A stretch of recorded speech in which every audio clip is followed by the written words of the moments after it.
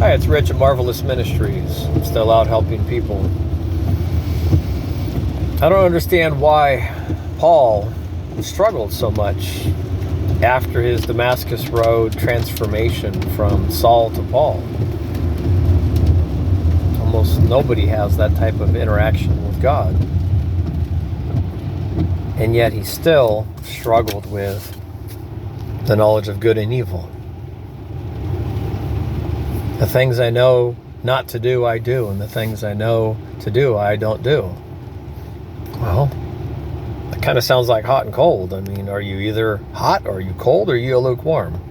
I mean, a mix of hot and a mix of cold is still lukewarm, and Jesus says that he'll spew thee out of his mouth. I don't know. Listening to a Josh Groban song and talking about the spirit inside growing as the outside's dying. You let it die away.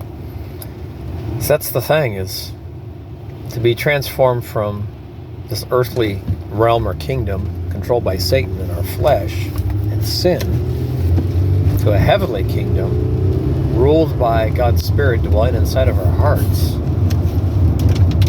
And for how many years and decades, or maybe a whole lifetime, are we led by our flesh, absorbing from the outside environment inwardly and reacting or acting based upon that instead of living from the inside out? Like, my focus for how I live my life and why I live my life the way I do is he who dwells inside of me. And my purpose for living that way is to help those outside of me.